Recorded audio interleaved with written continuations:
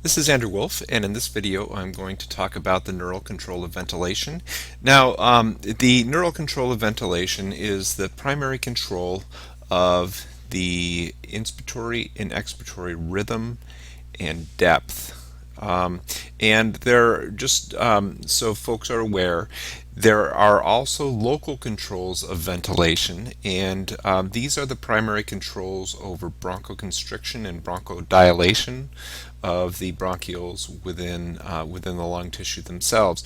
Now, these have some chemical controls, primarily through the sympathetic and parasympathetic nervous system, but they are primarily locally controlled by chemicals within the tissues, including chemokines and the levels of gases themselves.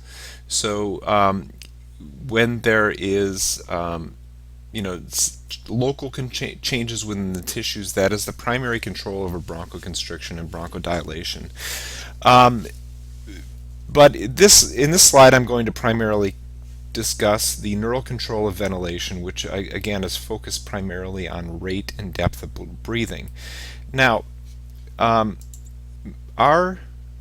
the neural control of ventilation is primarily controlled in our brainstem, medulla, and pons within the brain. Now, there are several different centers within this area.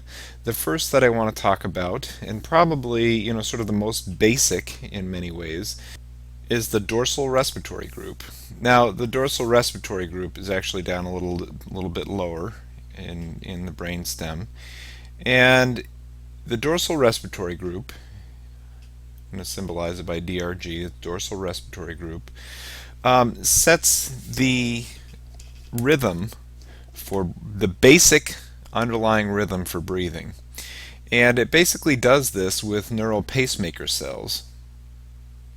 And these neural pacemaker cells just have a rhythm in which they, every few seconds, they slowly leak sodium into the cells, and actually it's very similar to pacemaker cells in other parts of the body. So what we have here is, we have a resting potential of about, an average resting potential of about negative 90 millivolts, and we have a threshold of maybe negative 60 millivolts when an action potential will be triggered. And what we have is a slow leak of sodium that occurs over several seconds, and when the sodium leaks enough that it gets down below negative 90 millivolts, it's going to trigger an action potential. And that triggered action potential will send a nerve impulse to the respiratory muscles to contract. So the diaphragm will contract downwards, and the external intercostals will pull the ribs upward and outward, and we will have an inspiration. So this is sort of this automatic pacemaker rhythm that is set by the dorsal respiratory group. Now, the other thing the dorsal respiratory group does is now the inspiration doesn't occur all at once. It occurs in what's called an inspiratory ramp pattern. So what happens is it starts off with just a few neurons firing, and then more neurons fire, and then more neurons fire, and it is a positive feedback loop that causes the inspiration to start slowly and then increase in intensity over time as more and more neurons fire. So that's why when you start to breathe in, if it's a normal tidal respiration, you're going to start off breathing in relatively slowly, and then you're going to breathe in more and more rapidly as your muscles get more intense signals or more frequent signals from more neurons. Now, inside our lungs have many stretch receptors in them. And these stretch receptors are designed to control how full our lungs will become. And this is in the lung tissue itself. And these stretch receptors send information up through the brainstem to a center in the medulla called the pneumotaxic center. Actually, there's one on each side. And this pneumotaxic center gets information from the lungs about how much stretch there is, and it sends information back down to the dorsal respiratory group when the lungs are full enough to shut off the inspiratory ramp. So it sends information to stop the inspiratory ramp, and that's what ends inspiration.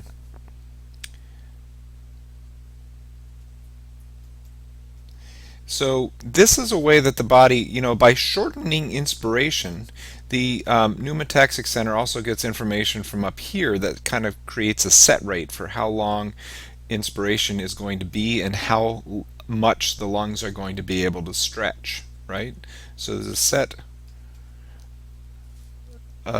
set point for the amount of stretch and amount of time. So by having this set rate coming from higher centers, this controls the effective frequency or rate of respiration, right? Because if you have short inspiration, it's going to speed up the overall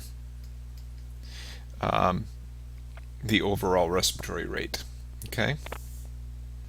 Okay, now the next area that I wanted to talk about is the chemosensitive area. Now this is at the very ventral surface of the brainstem, and it's very it has a very rich vascular plexus within it, and it receives information. Here, let me erase those. It receives information directly from the bloodstream. Okay. And it is a chemosensitive area, so in particular it's going to be sensitive to carbon dioxide levels and hydrogen ions. Hydrogen ions in a way is the most potent. Carbon dioxide is the second most potent, in which the chemosensitive area can receive information. And this chemosensitive area is going to send information to the pneumotaxic center to increase the set rates of the depth of breathing and the rate of breathing. So that information is going to go through the pneumotaxic center, so it's not going to stop inspiration quite as fast, and it's also going to send information directly to the dorsal respiratory group to increase the rate of the pacemaker cells firing. So the direct information from the blood to the chemosensitive areas is the most potent the most potent receptors for the bloodstream. Let me make a different color here. And what I want to talk about now are the peripheral chemoreceptors, which are in the carotid bodies and in the aortic bodies. Now these also receive information about hydrogen ion, carbon dioxide, as well as the chemosensitive areas. But in addition to these two, it also receives information on oxygen levels in the blood. Now it sends this information to the chemosensitive areas, and again, this provides information to speed up the rate and depth of breathing. Now, interestingly, I wanted to talk a little bit about the chemoreceptors, both in the chemosensitive area and in the peripheral chemoreceptors in the carotid bodies and the aortic bodies. Now, these respond, again, what I was saying, to three different chemicals in the blood. Hydrogen ions themselves, right? Because remember, this has a lot to do with the respiratory control, or pulmonary control of acid-base balance, right? So even if even if CO2 levels are normal, but we have a metabolic acidosis, the chemosensitive area will respond to this acidosis, and acidosis means that there is a higher concentration of hydrogen ions, right? Which means that there is a lower pH, because pH is a reverse log scale of hydrogen ion concentration.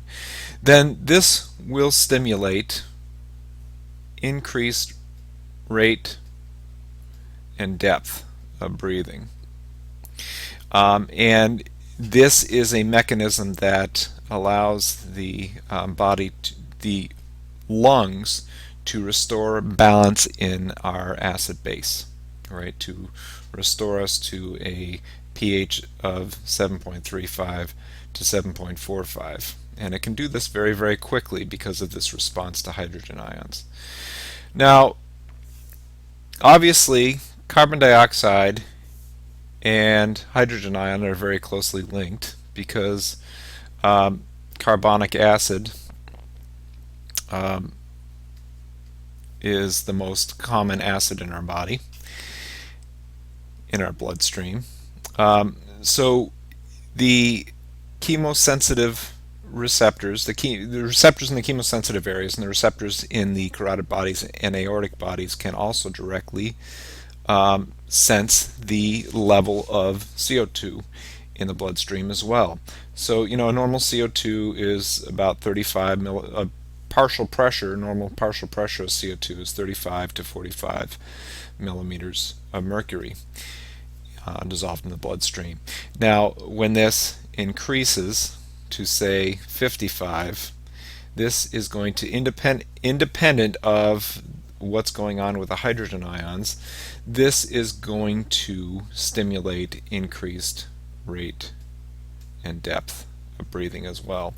Now, unlike hydrogen ion, the body can become accustomed to a high level of CO2. So we can become acclimatized to a high level of CO2 after 1 to 2 days. So with a person who is a chronic CO2 retainer, after 2 or 3 days of a partial pressure of CO2 elevated to 55, it will no longer stimulate an increased rate and depth of breathing. However, we do not become acclimatized to derangements in pH. If we will not have an increased rate and depth of respiration only if the body has restored a pH of 7.35 to 7.45. And how can it do that with a partial pressure of CO2 that's elevated to 55? Well, it does that by balancing the acid base through the kidneys. And we'll talk about that more when we talk about renal function. Okay, so and now the next chemical that is, or gas, that is only detected in the peripheral chemoreceptors is oxygen. So when we have a PO2 that drops significantly, and really it needs to drop to a level of like 60 millimeters of mercury or less to then this can also independently increase the rate and depth of inspiration. Now this is very weak, and it may be enough to keep us alive, but it is never enough to keep us conscious. So if the hypoxic drive has kicked in, we have already lost consciousness. And there's nothing that we can do to change that. And we've lost consciousness because of hypoxia. And we know that as far as we know, there's no way to change this, and the Air Force, way back in the 1940s and 50s, tried very hard to see if they could train pilots to become acclimatized to low oxygen levels, and to have their respiratory system, their chemosensitive area, to become sensitive to low oxygen levels and start to breathe. Why did they want to do that? Well, at that time it was the first time that we had planes that could fly high up in the atmosphere, but they didn't have sealed cockpits. So they were trying to train pilots to be able to breathe in these high altitude conditions with very low oxygen, or they were trying to train them to recognize, to sense the low oxygen levels, but they would inevitably lose consciousness before their hypoxic drive would kick in. So there is a myth that people with chronic COPD have a sensitized hypoxic drive, but this theory has really been debunked. Now, actually, I should say this theory is really based on an observation that many people have made. So, we have these patients with COPD, with severe COPD, that, run around with a partial pressure of CO2 in their blood that may be 60 or 65. And they run around with an oxygen level of 88, an oxygen saturation level of 88%. Now, the theory is that their carbon dioxide is completely desensitized, so they're dependent on their quote-unquote hypoxic drive. Now, again, I said this has been debunked because we know that our hypoxic drive is very weak and it really doesn't kick in until we're unconscious. But there is this scenario where we have these people with severe COPD, and they're called chronic retainers, and we know that if we bring them into the hospital and we put them on a 100% non-rebreather, and bring their oxygen level up to 98%, then this will cause their breathing to slow down, and it will cause their CO2 to rise even higher to maybe 80 or 85, and they'll start to have mental status changes. So the theory was this occurred because these patients were dependent on a low level of oxygen to stimulate the quote-unquote hypoxic drive in order to maintain a respiratory rate that was adequate to keep their partial pressure of CO2 between 60 and 65, which they could cope with. The theory that has replaced this now is a concept. There is a concept called the Haldane Effect, and the Haldane Effect is just something that was noticed, I believe, by Mr. Haldane, that if we have oxygen, remember if we have hemoglobin that is only carrying a little bit of oxygen, deoxygenated hemoglobin has a greater affinity for and a greater capacity to carry carbon dioxide. So there's these separate carbon dioxide receptors that carry carbon dioxide. So deoxygenated hemoglobin can carry more carbon dioxide, so it increases the CO2 carrying capacity in the blood. But what happens is we bring this patient here is dependent on this increased carrying capacity to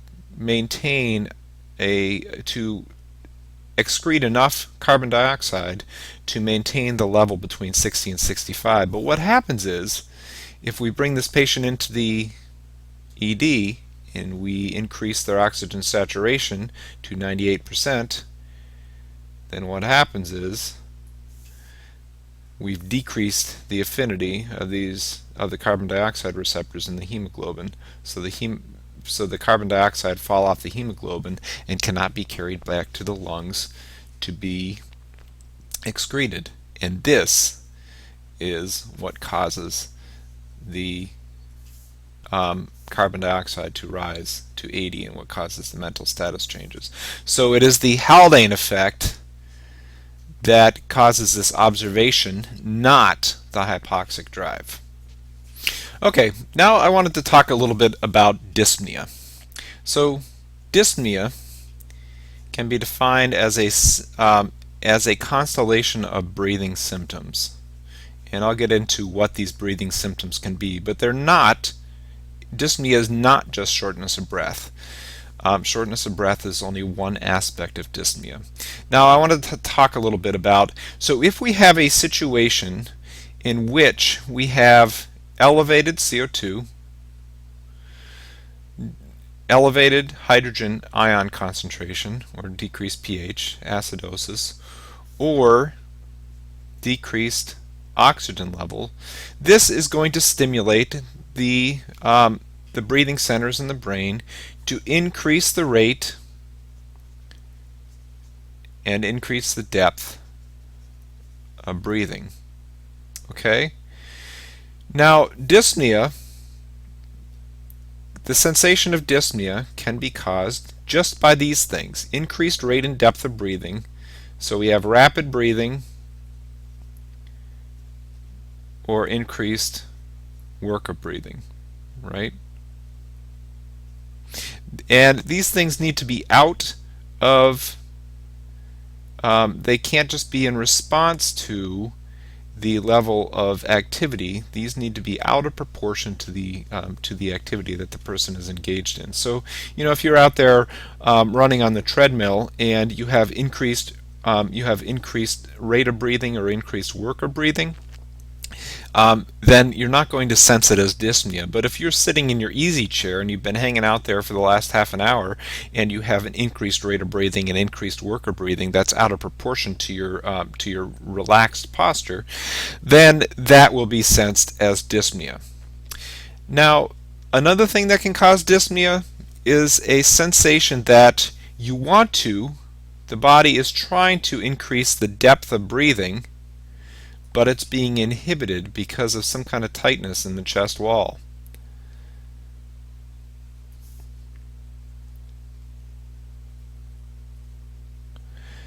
So chest tightness. So it could be sort of physiological. If you take a person, if you have a person wrapped up in a sort of tight garment that is going to interfere with their ability to breathe as deep as they want, they're going to experience that as an uncomfortable sensation of chest tightness, which is a part of dyspnea.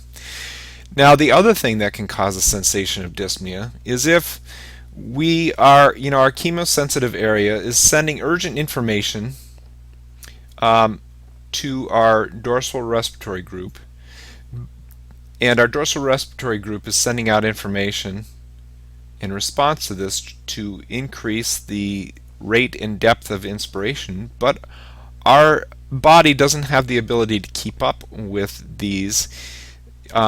We are going to be sending urgent information up into the medulla and the thalamus to alert the higher centers of the brain, so you actually become conscious that you are feeling that you have a need to breathe that your body is not able to meet. And this causes a sensation of air hunger. So dyspnea is really a constellation of these four symptoms that can occur all together or independently. So again, it's a sensation of rapid breathing, of work of breathing out of proportion to your activity level, a sensation of chest tightness, and a sensation of air hunger in which you are not able to meet the needs of your body because of limitations within the muscles of your respiratory system.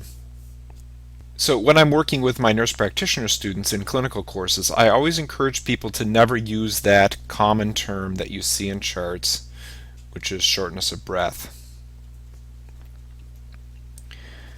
Because what does that mean? It doesn't really tell me anything. Does this mean that the patient has air hunger? Does it mean that they are experiencing rapid breathing? Does it mean that they have increased work of breathing? I don't know.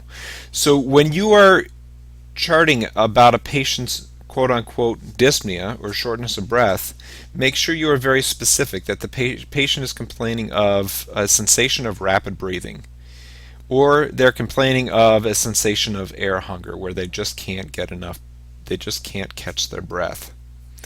Okay, and then I always also want to encourage people to say, you know, so be specific.